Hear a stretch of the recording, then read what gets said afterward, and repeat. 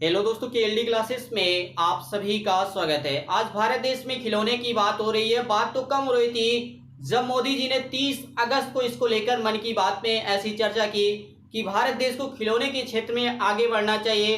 तो इस पूरे संदेश में मोदी जी ने ये कहा कि विश्व में खिलौना उद्योग लगभग 7 लाख करोड़ रुपए से अधिक का है, जिसमें भारत का अगर हिस्सा देखा जाए तो बहुत ही कम मात्रा में है और इसे बढ़ाने की जरूरत है, क्योंकि आज अगर जो आंकड़े सामने आ रहे हैं उसे देकर भारतवासियों को खुश नहीं होना चाहिए। इसलिए हम सभी को मिलकर इस खिलौने क्षेत्र में भारत देश को भी अन्य देश की तुलना में आगे बढ़ाना चाहिए। आज मैं इसलिए इसका जिक्र नहीं कर रहा हूं क्योंकि मोदी जी ने मन की बात की, बल्कि इसलिए जिक्र कर रहा हूं कि भारत का हर व्यक्ति या पूरी दुनिया का हर व्यक्ति, ऐसा कोई व्यक्ति नहीं होगा जिसका जीवन बिना खिलौने के बीता होगा। और प्रधानमंत्री मोदी जी का फोकस था कि जिस देश में इतनी बड़ी विरासत हो, परंपरा हो, विविधता हो, युवावादी हो, उस देश में इतनी कम हिस्सेदारी क्या अच्छी बात है? तो इसका जवाब होगा कि इतनी कम हिस्सेदारी नहीं होनी चाहिए। आप सभी को यह भी जानकारी होनी चाहिए कि दुनिया का पहला ज्ञात खिलौना सिंधु घाटी सभ्यता की खुदाई में मिला था, जो 4 पहियों पे चलता था और उस पर एक आदमी बैठा हुआ था जिसे रस्सी के माध्यम से खींचा जा सकता था। इसके बाद भी हम भारतीय इस क्षेत्र में इतने पीछे हैं जिसकी कल्पना करना भी बहुत ही मुश्किल है। इसका कारण हमने कभी भी खिलौने को खिलौने से ज्यादा कुछ नहीं समझा, इसलिए आज हमारी स्थिति बहुत ही गड़बड़ बनी हुई है। कुछ उदाहरणों को छोड़ भी दें तो भारत का खिलौना जो उद्योग है अब भी अधिकतर असंगठित क्षेत्रों का मतलब होता है कि जहां पे सरकार का ध्यान नहीं होता है या वहां पे बड़े जो उद्योग होते हैं, बड़े बिजनेसमैन होते हैं, उस सेक्टर में नहीं होते हैं, जहां पे लॉसेस अधिक होने की संभावना होती है, उस सेक्टर को हम असंगठित सेक्टर मानते हैं। जो अपने सीमित संसाधनों के कारण दुनिया को गुड्डे गुड़िया, हाथी घोड़े, सेठ सेठानी, गर्दन हिलाती नर्तकी से ज्यादा आगे तक नहीं बढ़ पाए। इसलिए अगर आप टॉप 5 कंट्री को देख लें, उसमें भारत का नाम नहीं आता है। अगर भारत सरकार ने इन समस्याओं के बाद भी अगर भारत देश को दुनिया का टॉय हब बनाने का ऐलान किया है, तो इसके लिए सभी पहलुओं पर गंभीरता से विचार करना ही होगा।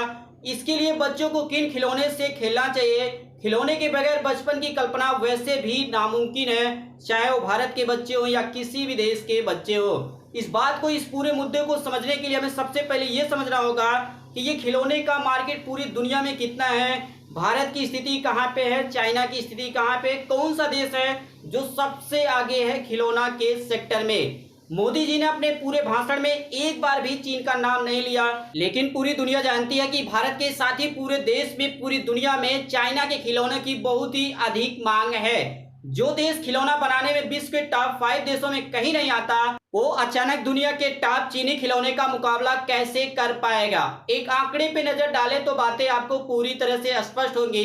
जैसे बताया गया कि विश्व खिलौना उद्योग की बात करें तो चाइना दुनिया में सबसे ज्यादा खिलौना एक्सपोर्ट करने वाला देश है। करीब 86% वर्ल्ड मार्केट कैप्चर चाइना ने कर रखा है इस समय, जिसमें से 80% हिस्सा सिर्फ अकेले भारत देश का है। दूसरा स्थान पे अगर बात किया जाए तो वो है यूरोपीय यूनियन, जो कंट्री है, सबको मिला के इसमें बात किया गया है।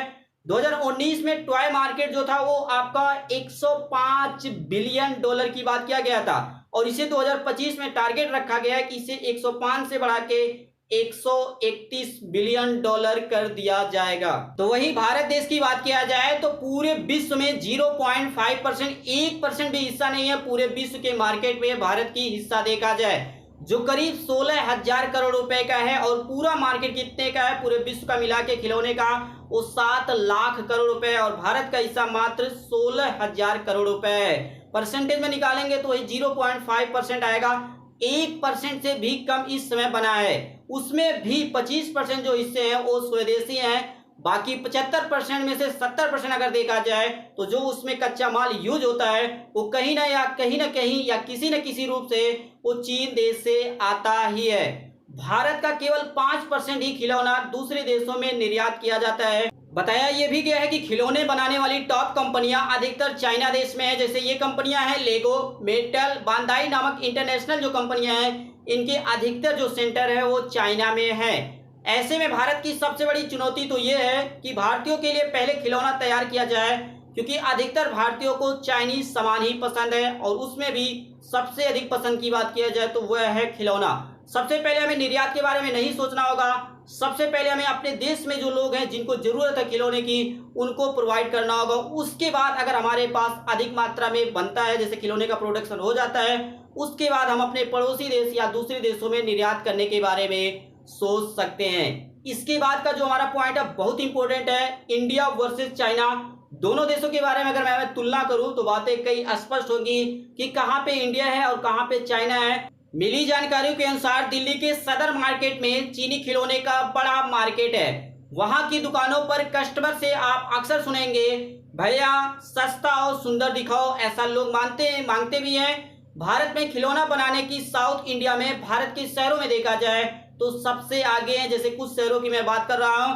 पहला नाम है कर्नाटक के रामनगर में चन्नापटना, दूसरा है आंध्र प्रदेश में कृष्णा में कोंडापल्ली, तमिलनाडु में तंजौर है, तो वहीं आसाम में धुबरी, और उत्तर प्रदेश में एक नाम आता है वाराणसी, जिसे हम खेलों का शहर भी या खिलौने का शहर भी जानते हैं। भारत देश के कुल खिलौने का बाजार में चीन का शेयर 80% है। इसके साथ ही चाइना के जो खिलौने होते हैं वो क्वालिटी में भी इंडिया से कई गुना आगे होते हैं।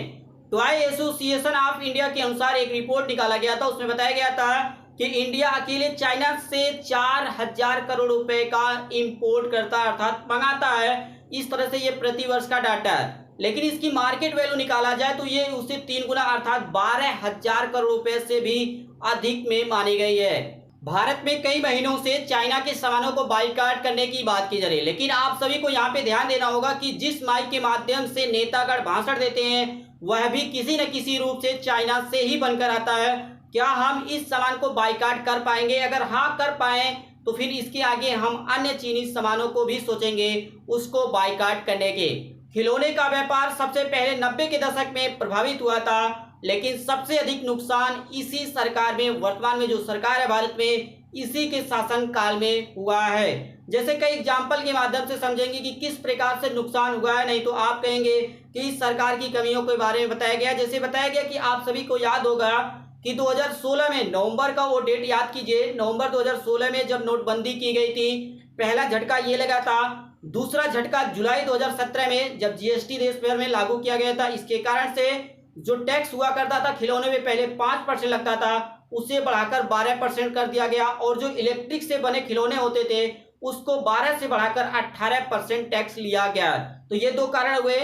तीसरा कारण बताया गया कि जो आपका इंपोर्ट ड्यूटी होता है वो पहले कम होता था, उसको बढ़ाकर 200% कर दिया गया है। और चौथा सबसे बड़ा घटना या सबसे बड़ा कारण ये है कि अब देश में BIS एक सर्टिफिकेट है। BIS सर्टिफिकेट क्या है? जिसे हम ब्यूरो ऑफ इंडियन स्टैंडर्ड्स कहेंगे। इसका मतलब हो गया कि जो भी कंपनी होगा, जो निर्माता होगा, जो खिलौने का निर्माण करेगा, उसके पास एक लैब होना चाहिए जहां पे ये टेस्ट किया जाए कि किस खिलौने से क्या नुकसान होता है। अभी खिलौने के नुकसान के बारे में हम बात करेंगे, कई रिपोर्ट भी पेश किया गया, उसके बारे में बात करेंगे। तो आपको यही समझना होगा कि इन 4 के कारण से, इन 4 नियमों के बदलाव के कारण से खिलौने के साथ साथ पूरे हर सेक्टर में, भारत के सेक्टर में, भारत के हर व्यापारी को, हर जो कंपनी का मालिक होता है, जो निर्माता करता है, उसको नुकसान इसके माध्यम से हुआ है। और बताया यह भी गया है कि BIS सर्टिफिकेट हर व्यापारी के लिए, हर जो निर्माता करेगा उसके लिए जरूरी है। अगर वो आपके पास नहीं होगा तो आप किसी भी चीज का या जो खिलौना है उसका प्रोडक्शन नहीं कर पाएंगे। हर सेक्टर में समय समय पे बदलाव आते रहे, उसी तरह से खिलौने सेक्टर में भी समय समय पे बदलाव आए। जैसे औद्योगिक क्रांति की 18वीं सदी में खिलौने निर्माण में परिवर्तन आया। 19वीं सदी में शिक्षा से जुड़े खिलौने बनाए गए। इसी में से एक था कैलिडोस्कोप, जो आपकी स्क्रीन पे दिखाया जा रहा है, जो बच्चों के बीच में बहुत ही अधिक पसंद आया था। वहीं 20वीं सदी में रचनात्मक खिलौने जैसे रेल बनाए गए, हवाई जहाज बनाए गए, ऐसे कई खिलौने आपको मार्केट में मिल जाएंगे। इस तरह से 20वीं और 21वीं सदी को मिलाया जाए तो इसे स्वर्ण युग कहा जाता है खिलौने के सेक्टर में। पूरी दुनिया में 2.8% बच्चे कहाँ पे हैं? सिर्फ भारत में है। और ये बच्चों का जो आंकड़ा लिया गया है, ये 0 से लेके 14 वर्ष के बीच में जो भी लोग आएंगे उनको बच्चे की कैटेगरी में माना गया। तो इस तरह से पूरी दुनिया में सबसे अधिक बच्चे कहाँ पे हैं? तो भारत देश में है। लेकिन फिर भी भारत का योगदान खिलौने सेक्टर में योगदान 0.5% का है। इसके भी कई कारण है, पॉइंट में समझेंगे। पहला पॉइंट ये है कि हमारे देश में खिलौना खरीदना भी फील गुड माना जाता है। जैसे शादी ब्याह में आपने देखा होगा कि हर व्यक्ति, चाहे वो लड़की पक्ष में हो या लड़के पक्ष में हो, गहने खरीदने का चलन है उसमें भी सस्ता, सुंदर व मजबूत खोजा जाता है। आपने देखा होगा कि हम किसी भी तरह से भारत के कोई भी लोग हो इन्हीं चीज़ों पर फोकस करते हैं कि वो सस्ता होना चाहिए, सुंदर भी होना चाहिए और मजबूत भी होना चाहिए। जिस देश में बचपन के एक बड़े हिस्से के शरीर पर पूरे कपड़े तक ना हो, वो खिलौना खरीदकर अपने बचपन को कैसे अच्छा बना सकता है, यह भी एक प्रश्न है। दूसरा पॉइंट ये है कि समय के अनुसार खिलौने के विकास और इनोवेशन में कमी आई है, जिसके कारण से भारत में खिलौने का जो मार्केट है वो बहुत ही कम रह गया। इस हकीकत के बाद भी मोदी जी ने अगर बात की है खिलौने की, तो इसके भी कई कारण हो सकते हैं। तो उसमें से एक कारण के बारे में बात करेंगे। कारण ये है कि मोदी चाइना को बड़ा झटका देना चाहते हैं, लेकिन चीन देश में भी अधिकतर जो खिलौने बनाने वाली जो कंपनियां हैं वो किसी न किसी रूप में विदेशी कंपनियां हैं जो चाइना में काम करती हैं। इसलिए माना जा रहा है कि ये कहीं भी बात इंटरनेशनल ना हो जाए, वरना भारत को फायदे से ज़्यादा कहीं नुकसान ना हो जाए। क्योंकि अगर चाइना से भारत का रिलेशन इस समय गड़बड़ है, लेकिन अगर कहीं अमेरिका से हो गया या दूसरे देशों से रिलेशन गड़बड़ हुआ तो फायदा से ज्यादा नुकसान ना उठाना पड़ जाए भारत देश को। आप सभी ने ध्यान दिया होगा कि जब मोदी जी मन की बात 30 अगस्त को कर रहे थे तो उसी समय मुकेश अंबानी ट्रेंडिंग में चल रहे थे। इसका क्या कारण है? क्योंकि ऐसी योजनाओं के लॉन्च कर रहे थे, ऐसी योजनाओं के बारे में मोदी जी बात कर रहे थे जिससे सबसे अधिक फायदा मुकेश अंबानी और अडानी परिवार को होगा। अब इसका क्या कारण है? आप क्यों पॉइंट ऐसे बात कर रहे हैं, ऐसा आपके मन में प्रश्न आ सकता है, लेकिन आप सभी को समझ में आएगा। क्योंकि दुनिया की सबसे पुरानी और सबसे बड़ी खिलौना कंपनी हेमलेस, जो ब्रिटेन की एक मल्टीनेशनल कंपनी थी, इसे मई 2019 में 620 करोड़ रुपए में मुकेश अंबानी ने खरीदा था। तब से ही खिलौना के क्षेत्र में एक के बाद नए नए बदलाव, नए नए नियम बनाए गए। जैसे आपने देखा कि नोटबंदी हुआ, उसके बाद जीएसटी, इसके बाद आपने देखा कि अभी जो हमने इंपोर्ट ड्यूटी के बारे में बात किया, और अब भी आईएएस सर्टिफिकेट लागू किया गया। तो कहीं ना कहीं देखा गया है कि मोदी सरकार इसमें भी इस तरह से योगदान कर रही है, जिसके माध्यम से आपने देखा कि भारत का ऐसा कोई भी सेक्टर नहीं होगा कि जिसमें मुकेश अंबानी या जो अंबानी परिवार है उसके साथ ही जो अडानी परिवार है उनका शेयर ना हो। 1% हो, लेकिन कहीं ना कहीं किसी न किसी रूप में हर सेक्टर में इनका शेयर बनता जा रहा है। और एक दबदबा के रूप में सिर्फ एक लोग जैसे होते हैं कि सिर्फ जैसा चाहे वैसा कर दे। जैसे आपने टेलीकॉम सेक्टर में देखा कि एक ही लोगों का भारत में पूरी तरह से दबदबा है, वह है आपका रिलायंस जियो। लेकिन आप सभी ध्यान भी रखें कि हेमलेस कंपनी जो भी खिलौना बनाती है वो सब चीनी सामान से बनता है। जो कच्चा माल होता है वो चाइना से आता है, तो फिर स्वदेशी कैसे होगा, जिसका नारा बहुत ही जोरों शोरों से भारत देश में लगाया जा रहा है। तो वहीं आत्मनिर्भर भारत की बात किया जा रहा है। तो ऐसे में क्या ये सपना इनके माध्यम से, मुकेश अंबानी के माध्यम से क्या सपना पूरा हो पाएगा या सिर्फ सपना सपना बनकर रह जाएगा? यहाँ पे हम एक रिपोर्ट के बारे में बात करेंगे जिसके माध्यम से आपको समझ में आएगा कि जिस खिलौने के माध्यम से छोटे छोटे बच्चे खेलते हैं, हम भी खेल के बड़े हुए हैं, क्या उससे नुकसान भी होता है। इस रिपोर्ट में बताया गया, ये रिपोर्ट है आपका OCI, जिसे हिंदी में हम भारतीय गुणवत्ता परिषद के नाम से जानते हैं। इसकी जो रिपोर्ट है इसमें बताया गया है कि भारत में आने वाले विदेशों से, चाहे वो चाइना से आए, अमेरिका से आए, किसी भी यूरोपीय देशों से आए, उसमें से आने वाले 66.90% खिलौने बच्चों के लिए खतरनाक माने जाते हैं। कई खिलौने मैकेनिकल, केमिकल व अन्य जांच में फेल पाए गए हैं। इस जांच में 121 तरह के खिलौनों को जांचा गया है। जैसे आपकी स्क्रीन पे हर चीज लगाया गया है कि कहाँ पे किसमें कौन फेल पाया गया है। जैसे नाम दिया गया है कि प्लास्टिक से बने खिलौनों पर जांच किया गया है, सॉफ्ट टॉय और स्टेफेड जो टॉय होते हैं उसमें भी जांच किया गया है, लकड़ी से बने जो खिलौने होते हैं उसमें भी जांच किया गया है। इसी तरह से धातु हो, इलेक्ट्रिक से बने हो, कास्ट्यूम जो होते हैं जो हम पहन के इस तरह से देखा जाता है कि सर्कस में लोग करते हैं, और लास्ट में जिसके अंदर बच्चे जा सकते हैं जिसे हम टॉय टेंट कहते हैं। इस तरह से लगभग 8 से 10 को मिलाकर चेक किया गया और 121 तरह के वो खिलौने थे। अब आप इसके रिजल्ट के परिणाम पर नजर डालें तो बातें आपको स्पष्ट होगी, जिसमें बताया गया कि 41.3% सैंपल मैकेनिकल में फेल पाए गए हैं, तो वहीं 3.3% फेलाइट में फेल पाए गए हैं, 12.4% मैकेनिकल प्लस फेलाइट दोनों में फेल पाए गए हैं, तो वहीं 7.4% ज्वलनशीलता में फेल पाए गए हैं, और 2.5% मैकेनिकल प्लस ज्वलनशीलता में ये जो टॉय है, ये जो खिलौने हैं, ये कहीं ना कहीं किसी न किसी रूप से फेल पाए गए हैं। ऐसे कई और आंकड़े पेश हुए हैं, समय समय पे प्रति वर्ष जारी होते हैं। अगर सभी को देखा जाए तो सीधे सीधे यही कहा जा सकता है कि इस खिलौने में जो मैकेनिकल का यूज होता है, केमिकल का यूज होता है, हर प्रकार से उसकी जो बनावट होती है, जैसे किसी खिलौने में नोकीला निकाल दिया जाता है उससे भी नुकसान होता है, या कुछ छोटे खिलौने होते हैं जो बच्चे मुंह में डाल लेते हैं, कहीं अटक जाता है कहीं ना कहीं हर प्रकार से ये खिलौने जो एक मानक होता है, स्टैंडर्ड बनाया गया है, उस पे खरा नहीं उतरते हैं, जिसके कारण से आने वाले समय में बच्चों को जलन भी हो सकता है। हर प्रकार से कहीं ना कहीं बच्चों के लिए ही समस्याएं पैदा हो जाती हैं। इसके साथ ही बच्चों के लिए एक बहुत ही बड़ा खतरा ये बताया गया है कि अगर थायलेट केमिकल की मात्रा अधिक हो जाती है तो बच्चों को कैंसर का भी खतरा हो सकता है। अगला पॉइंट है कि भारत में जो खिलौना कंपनियां हैं या जो व्यापारी है उनको क्या समस्या आती है भारत में इस खिलौने को लेकर। 95% खिलौने प्लास्टिक से बने होते हैं। आप कोई भी खिलौना उठाइए, उसमें कोई ना कहीं, कहीं ना कहीं, किसी न किसी रूप से प्लास्टिक का यूज किया जाता है, जो पर्यावरण के लिए नुकसानदायक होता है। तो फिर इसे कैसे माना जाए या किस रूप में माना जाए कि हम पर्यावरण को बचा रहे हैं या इस तरह से व्यापार को आगे बढ़ावा देंगे। ऐसे में फैसला करना होगा, क्योंकि एक से फायदा दूसरे का नुकसान जरूर होगा। इसके पीछे 3 प्रमुख कारण है कि भारत इतना पीछे क्यों है। पहला कारण यह है कि डिजाइन व मार्केट में तालमेल की कमी। दूसरा, टॉय सेंटर की कमी। मात्र भारत में सिर्फ 14 ही टॉय सेंटर हैं जहां पे खिलौने का प्रोडक्शन अधिक मात्रा में किया जाता है।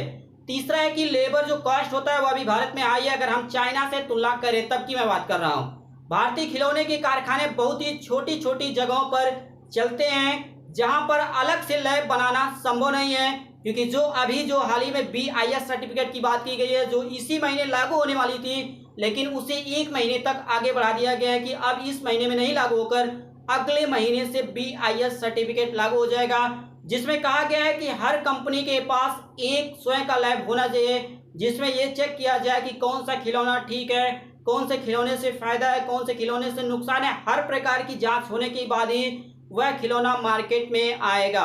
मोदी सरकार की कथनी और करनी में भी बहुत ही बड़ा फर्क है, क्योंकि खुद सरकार की नीतियां हैं इसमें मेल नहीं खाती हैं। तो लास्ट में हम कुछ थोड़े से और बात करेंगे। ऐसा नहीं है कि हम खिलौने के मामले में चीन को चुनौती नहीं दे सकते, लेकिन पूरी ताकत, गंभीरता और दूरदर्शिता के साथ काम करना ही होगा, वरना हमारे देश में तो पूरा देश ही खिलौना है जिसके साथ जो जैसा चाहे वैसा खेल खेल सकता है। तो ये थी हमारे आज की सबसे इंपॉर्टेंट इन्फॉर्मेशन कि जैसा मोदी जी ने 30 अगस्त को बात किया, मन की बात में इस तरह से बात किया खिलौने के बारे में कि भारत का जो सेक्टर है, भारत का जो शेयर है वो बहुत ही कम है, इसे बढ़ाने की जरूरत है। तो ये चुनौतियां थी।